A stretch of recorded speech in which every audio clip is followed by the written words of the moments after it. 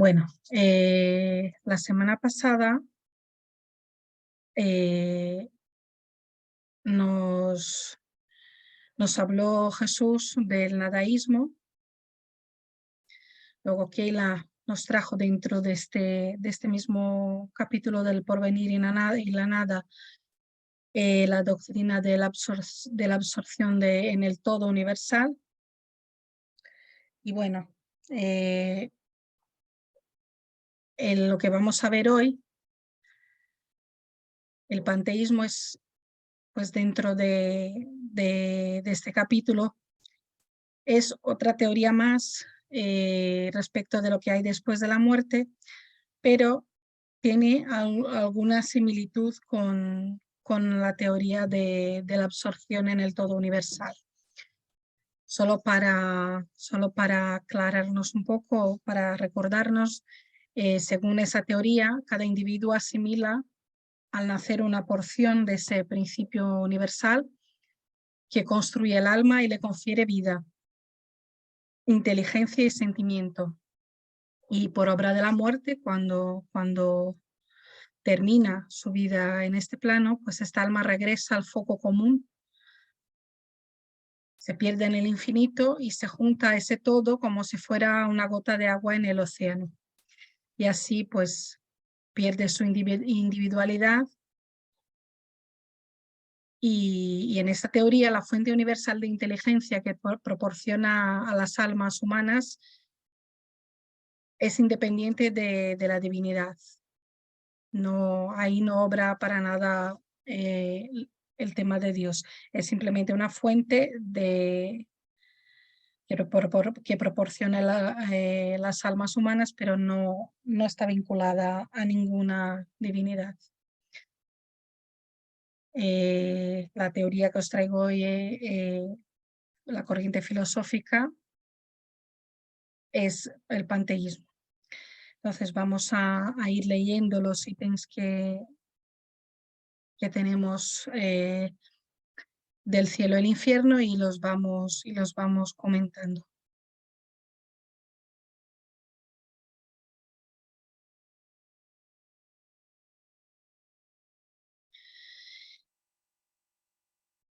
El ítem 7 nos dice: en esta doctrina, la fuente universal de la inteligencia que proporciona a las almas humanas es independiente de la divinidad, igual lo que habíamos visto anteriormente con la teoría de la absorción en el todo universal.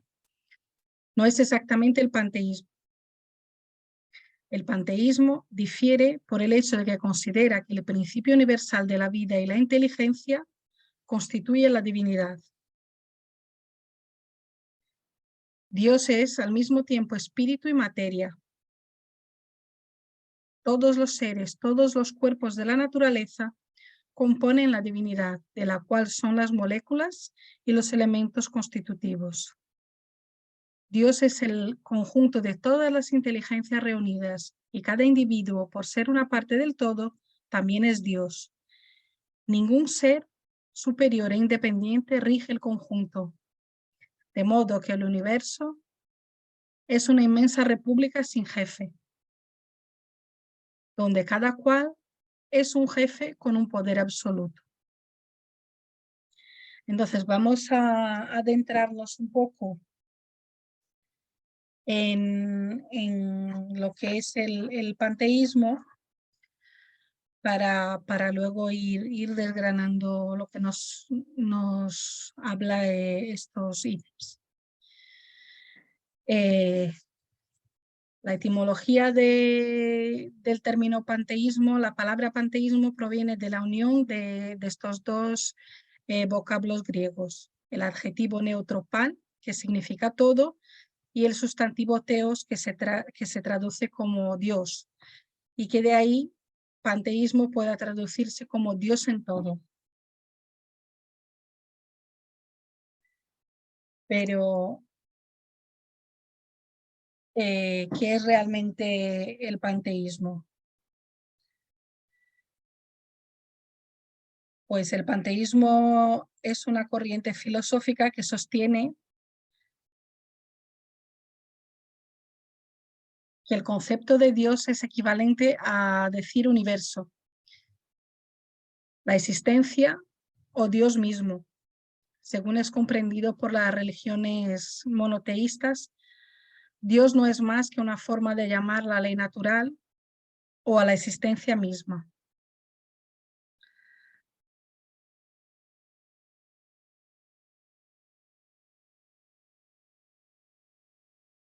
Los panteístas piensan que el creador, Dios, y la criatura, el mundo y todo lo que es creado por la obra divina son una misma cosa.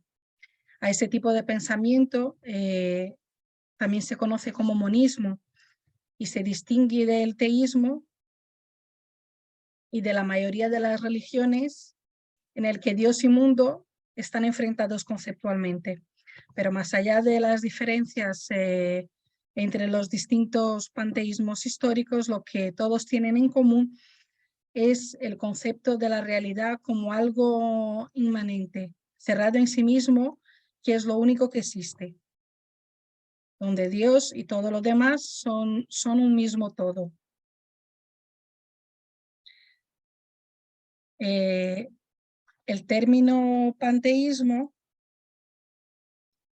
apareció por primera vez en el latín en la obra de Spatio Reali, Su ente infinito, del matemático inglés Joseph Ralston, publicada en 1697. El origen del panteísmo como modelo de pensamiento es desconocido, pero vamos a encontrar rasgos marcados de este sistema en filósofos incluso anteriores a Ralston, como Juan Escoto Erígena, que es del siglo IX, o Nicolás de Cusa, que es del siglo XV. También podemos hallar parte de esos principios en la obra de Giordano Bruno, que también es del siglo XVI. Estos estudios previos permitieron al panteísmo nacer en el siglo XVI como un sistema propio y sirvió de antesala al materialismo y al ateísmo. Ahora vamos a ver en qué consiste el panteísmo. El planteamiento fundamental del panteísmo es que Dios y la naturaleza, como habíamos dicho antes, es una misma cosa. No se trata de una forma de politeísmo que en cada aspecto de la naturaleza se asigna una deidad, sino que es al revés. Todo lo que existe forma una unidad a la que se llama Dios. Y esto incluye los objetos, las leyes de la naturaleza, los cuerpos astronómicos, incluso el ser humano mismo. El panteísmo no propone un Dios como una entidad específica como conocemos, como lo creemos nosotros. La realidad en su totalidad es la propia manifestación divina, que debe ser comprendida como un principio de lo que es, pero también con aquello que lo mantiene siendo, es decir, eso parece un trabalenguas. Dios es todo y comprende todo a la vez. Vamos a ir avanzando en el panteísmo para poder entenderlo.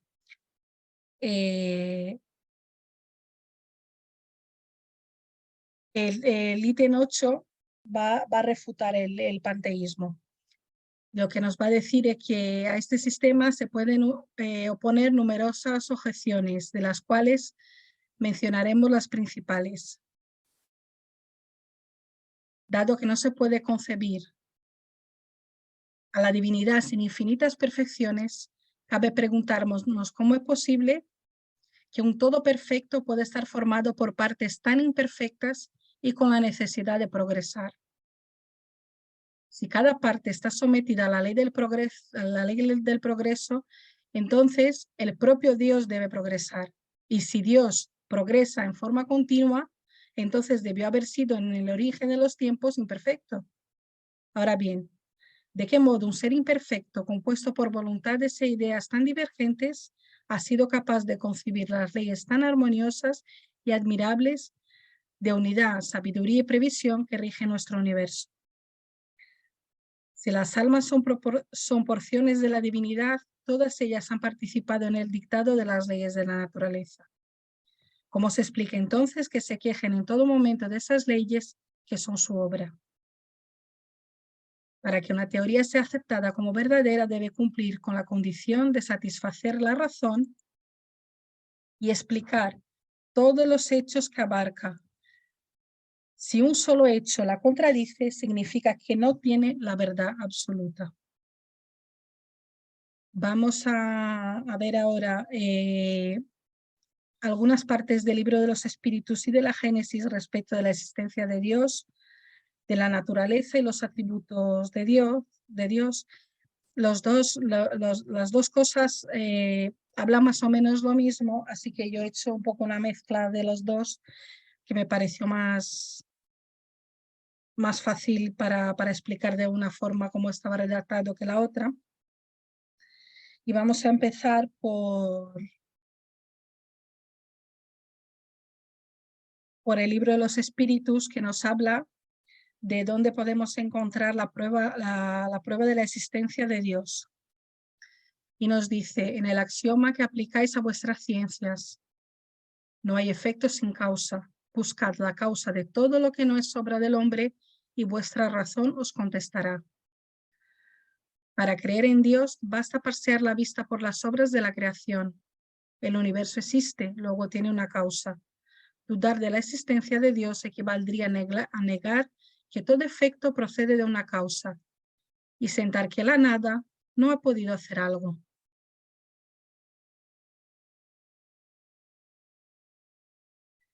Ahora pasamos a la Génesis. No, perdón.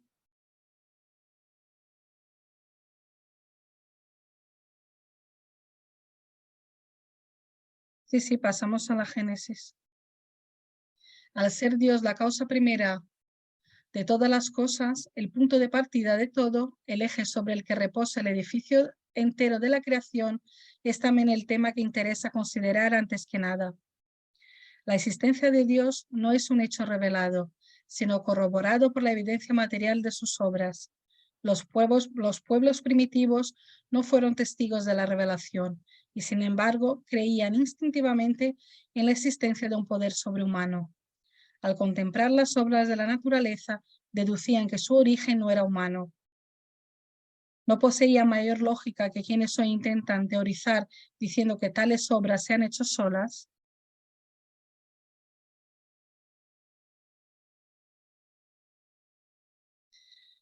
Ahora sí, vamos al libro de los Espíritus. Libro primero, causas primeras, los atributos de la divinidad. ¿Puede el hombre comprender la naturaleza íntima de Dios? Y contestan los espíritus. No, no puede. Y este es uno de los sentidos que le faltan aún. La pregunta, ¿será dado al hombre algún día comprender el misterio de la divinidad? Y contestan los espíritus. Cuando su espíritu no esté ya ofuscado por la materia, y cuando por medio de la perfección se haya aproximado a ella, la verá y la comprenderá. La inferioridad de las facultades del hombre no le permite comprender la naturaleza íntima de Dios. En la infancia de la humanidad, confúndelo a menudo el hombre con la criatura cuyas imperfecciones le atribuye, pero a medida que él se desarrolla en el sentido moral, su pensamiento penetra mejor el fondo de las cosas y se forma de ellas una idea más exacta y más conforme con la sana razón, aunque incompleta siempre.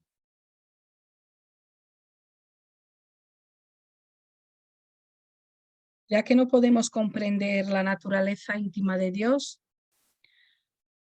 podremos tener idea de algunas de sus perfecciones, de algunas sí, y el hombre las comprende mejor a medida que se sobrepone a la materia, porque las entrevé con el pensamiento.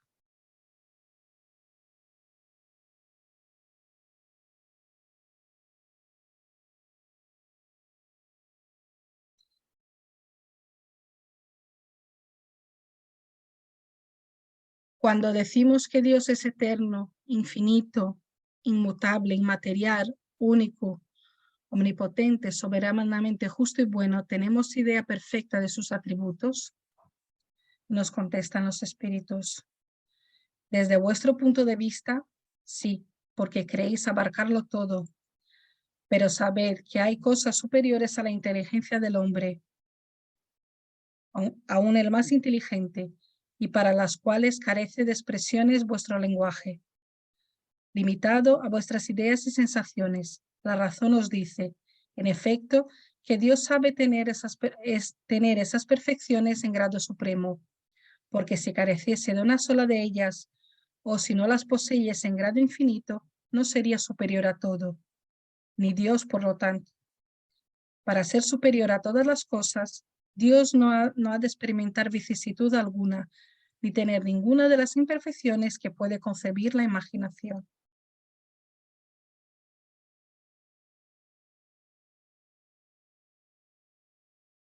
Así, Dios es eterno porque si hubiese tenido principio, hubiera salido de la nada, o si hubiese sido creado por un ser anterior. Así es como de grado en grado nos remontamos al infinito y a la eternidad. Es inmutable, porque si estuviese sujeto a cambios, ninguna estabilidad tendrían las leyes que rigen el universo.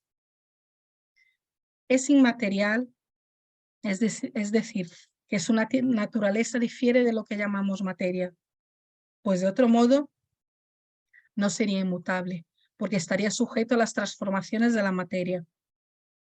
Es único porque si hubiera muchos dioses no habría ni unidad de miras ni unidad de poder en el gobierno del universo.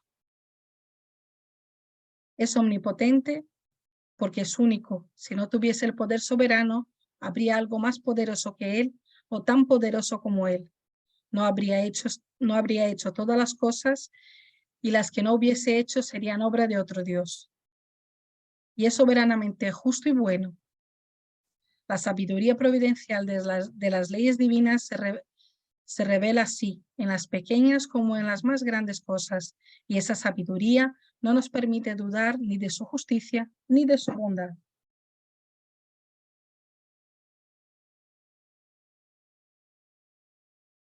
Ahora vamos a hablar un poco de los tipos de panteísmo, porque hemos visto la teoría del todo, sus diferencias con el panteísmo, hemos visto la idea espírita de la existencia de Dios y los motivos de la existencia de Dios, de su naturaleza y de sus atributos. Y ahora vamos a ver que el panteísmo también se quedó dividido y se generaron versiones distintas conforme a sus pensadores. Y el tema estribaba justo ahí, en las diferencias de pensamiento respecto de la existencia de Dios.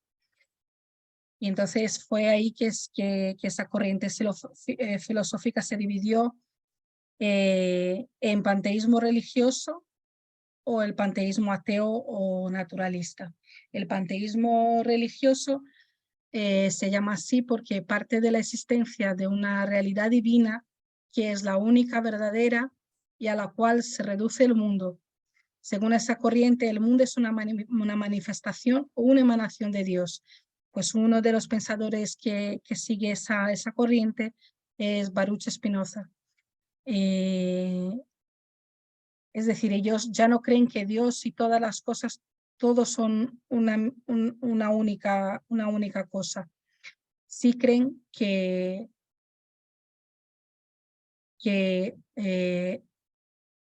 existe Dios y todo lo demás emana de Dios, aunque luego no digan los atributos de Dios ni por qué es así, ¿no? Y luego el panteísmo ateo o naturalista, que entiende a la naturaleza como la única y verdadera realidad, a la cual queda reducido Dios, quien queda convertido en un principio orgánico de la naturaleza misma, una autoconciencia del universo. Según esta corriente, el Dios de las religiones monoteístas, pensado como una entidad aparte, no existe.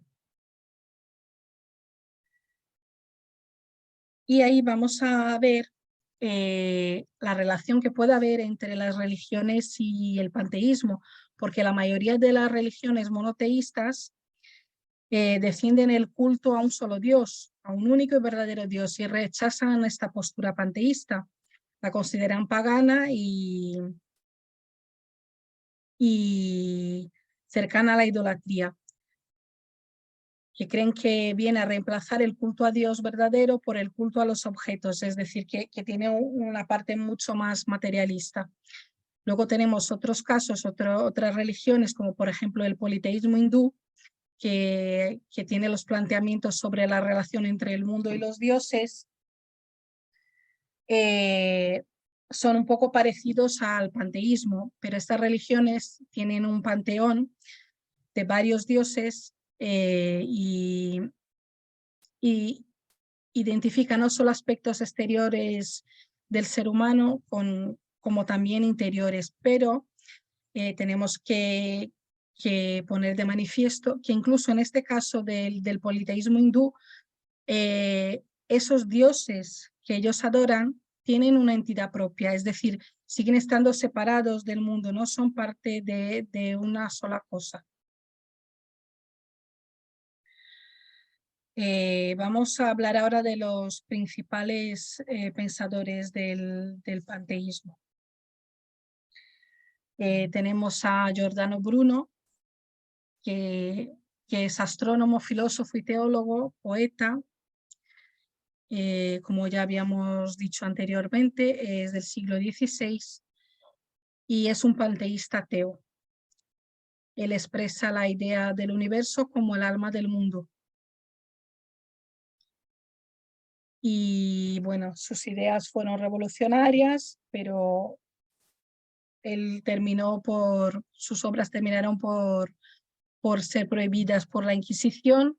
Él fue enjuiciado por hereje y terminó en la hoguera. Tenemos a Baruch Spinoza, que como hemos visto es uno de los pensadores que son parte del panteísmo religioso, y él es uno de los pensadores fundamentales del racionalismo del siglo XVII, junto a Descartes. Es un filósofo judío neerlandés y fue el autor de los más grandes cuestionamientos racionalistas de la ortodoxia religiosa de su época. Él afirmaba que todo cuanto es en Dios, y sin Dios nada puede ser ni concebirse. Spinoza nunca fue ateo ni tampoco panteísta, aunque intentaran de alguna forma afirmarlo. Y distinguía sin separarla dos naturalezas en la naturaleza, es decir, la naturaleza creadora, que sería Dios, y la naturaleza creada, donde la primera, la creadora, produce todo lo que es creado, que es la segunda naturaleza. Y esa esencia productora de todas las cosas está dotada de infinitud y eternidad absolutas. Es decir, se acerca un poco a esa teoría que tenemos los espíritas, de que Dios es infinito, de que Dios es eterno. Pues él se va acercando un poco a las teorías de la divinidad. Otro de los filósofos es Scotto Eriúgena, es filósofo irlandés del Renacimiento, vivió, pensó y escribió en el siglo IX. Y en su época, su comunidad académica ni llegaba a hablar del panteísmo, pero él afirmaba respecto de la unidad y de la identidad de Dios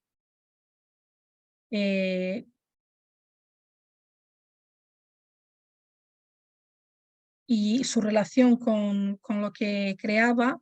Decía: Dios es omnia, Dios es todas las cosas.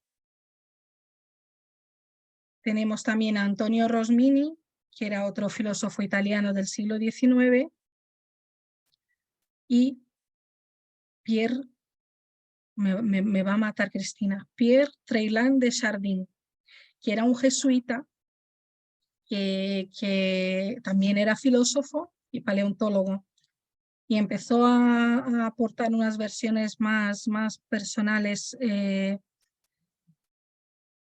aproximándose a la religión católica al panteísmo, y bueno, fue atacado por la Iglesia, y la ciencia, al ser él también un religioso, también por ella fue ignorado. El ítem 9 nos va a hablar del panteísmo desde el punto de vista moral, comparando también con la doctrina de la absorción en el todo universal, respecto de esa pérdida de la individualidad del alma después de la muerte.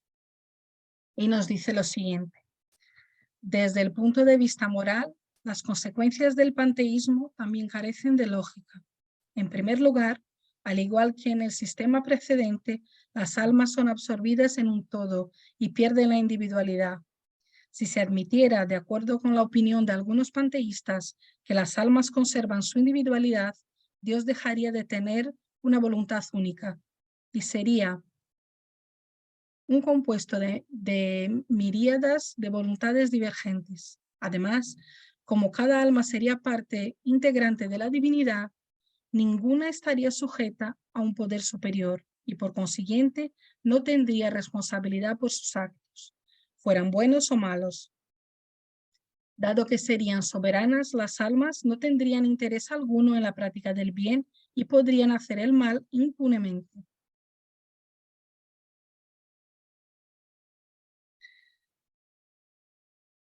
Bueno, yo no voy a meterme mucho en este melón de la parte moral y de estas cuestiones, ¿no? De si no tuviéramos vida después de la muerte, no tendríamos responsabilidad por los actos, y no teníamos interés en practicar el bien, porque esto es parte de lo que nos va a hablar un poco Luisa la semana que viene. Entonces, os voy a contar un poco el por qué el panteísmo fue importante en su momento. Porque fue una doctrina filosófica que jugó un rol importante en la formación de la cultura occidental. Participó en un tránsito difícil entre la mentalidad religiosa que imperó durante gran parte del medievo cristiano y esa mentalidad moderna y racionalista más cientifista que imperó a partir del siglo XVII. Fue como un preludio a la posibilidad, solamente a la posibilidad, que antes era impensable, del ateísmo y el agnosticismo. El panteísmo fue importante porque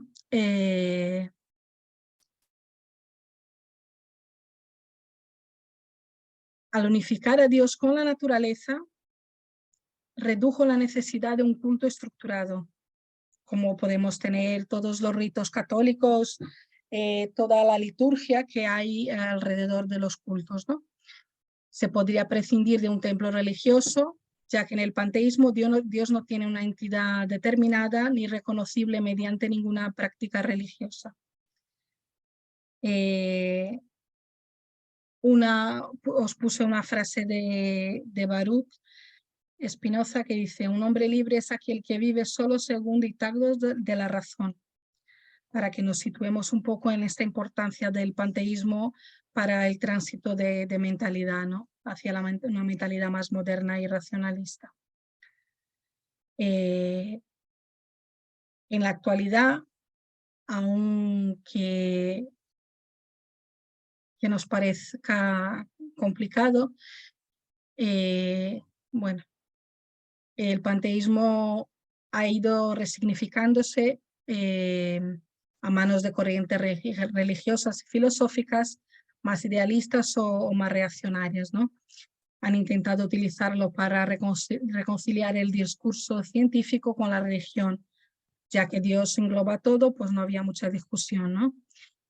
Incluso daría más sentido a cualquier descubrimiento científico. También podemos encontrar ejemplos de sistemas parecidos al panteísmo en la literatura, en la televisión o en el cine. Ideas como la de la fuerza en Star Wars o el mundo ideado por James Cameron en la película de Avatar, son concepciones panteístas del universo donde la divinidad se presenta de manera inmanente en la creación. Respecto al ítem 10, solamente vamos a tratar la primera parte, puesto que la segunda parte habla de la creencia en el porvenir, en la individualidad del alma después de la muerte, y ese tema va a profundizar Luisa la semana que viene. Nos quedaremos hoy del ítem 10 solamente con la conclusión respecto de las doctrinas y teorías que nos ofrece el cielo y el infierno en ese ítem, ¿no? Y nos dice que, que aparte de esos sistemas, aparte de que esos sistemas no satisfacen ni la razón ni las aspiraciones del hombre, de ellos derivan, como pueden observarse, dificultades insuperables, pues son impotentes para resolver todas las cuestiones de hecho a que dan lugar. El hombre tiene pues tres alternativas: la nada, la absorción y la individualidad del alma después de la muerte. La lógica nos conduce de modo irresistible a la última de esas creencias, que ha constituido la base de todas las religiones desde que el mundo existe. Entonces, hasta aquí llega mi exposición de lo que es el panteísmo, su relación con las otras corrientes de pensamiento que habíamos visto en las clases anteriores.